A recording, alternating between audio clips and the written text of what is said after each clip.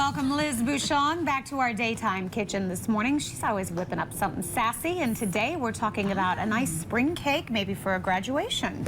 Yes, and I was told that it could be a traffic or stop and go light cake because it looks. Chris is like, I love that. It has the green and the caution, and then the stop right there. It's a subliminal message. And I thought it was done with food coloring, but you said no, that is actually cake batter inside the cake. Yes. And I have to tell you, this is not my original idea. There's several people online that are doing this, but I kind of made it my own. I, recreated things. So what we start with, we're going to make the cake balls, and they are already baked. So then you're going to put it in cake batter and then bake the batter. So that's how you get the cake dots in the middle. Or spot on. And I love this length. I mean, it's so fun because it's just something different. It is different, and this was for graduation, and in order to get a lot of servings per cake, I decided to use a loaf. So you can cut them into 1/4-inch slices or 3/8 or even a 1/2 inch. That is really smart because I always hate throwing away people's leftover cake still on a plate. I know, and it's just a little nut, it's just a little bite. Okay. So what we're going to do is we're going to put pound cake pieces in this. You can go ahead and do that if you want to, in the food processor, because to make the cake balls, and this is how you make a cake pop too, and a lot of people already know how to make cake pops, but it's just a couple of tablespoons of frosting and cake. I'm using pound cake because I need the consistency to be really firm. Okay. And so we're gonna, if you want to process that would be good. So we're gonna get it all crumbly. Yes, it needs to be crumbly. Yeah, she knows how to do that. I love these. These are so fun. I know. And she's got her gloves on, so we're going to roll out these goober little things here real quick.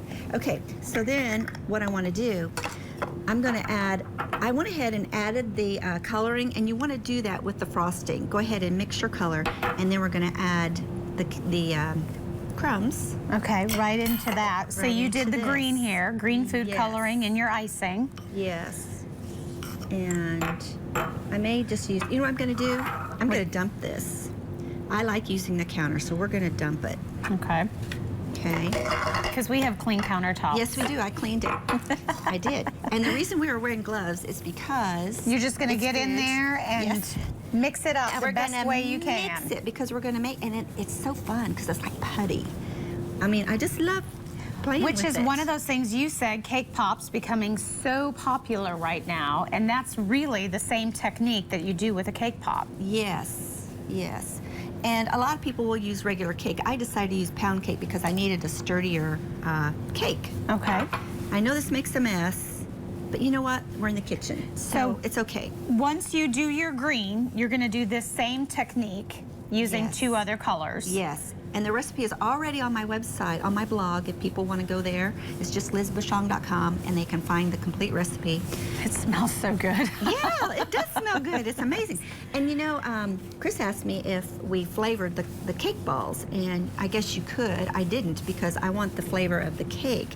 Now the cake, we're going to do the second half. It's just a regular cake mix, but I added a cheesecake instant pudding mix with it, so it makes it firm. Okay, so here's what we're doing. We're kind of rolling it into a log. Okay. And then we're going to take a knife. I'm going to take my gloves off to do this. And we're going to go ahead and cut like 1/2-inch pieces. Okay. Yeah, because you can do the whole thing.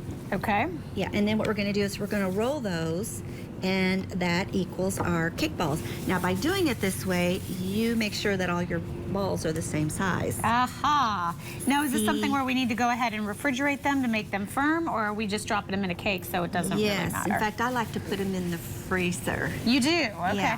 Yeah. Very nice. How do we do? So I think we're doing great. Look how she's just over here giggling. Is my technique? No, your technique is perfect. I was just thinking about the spots. There you go. Yes. So we have the orange and the hot pink and the lime green or the green. And about how many do you need then to go ahead and get that loaf pan? For this particular loaf pan, there's 36 dots that you need to make cake balls. 36. So that's Got it. 12 of each of the colors. So 12 green, 12 red, 12 orange. And you could do it with the school colors if it's for graduation. You could do it for a baby shower. You can make it whatever you want. And you could also bake this in a bundt pan if you want to. A bundt? A bundt. Bring a bundt. Bring a bundt. All right, well, Liz, we're going to go ahead and give everybody your website. This recipe is available on her website, and you can always check out her blogging as well. right there at lizbouchon.com. We're going to come back and continue to show you this recipe. A spot on Look forward to it. cake. Yeah.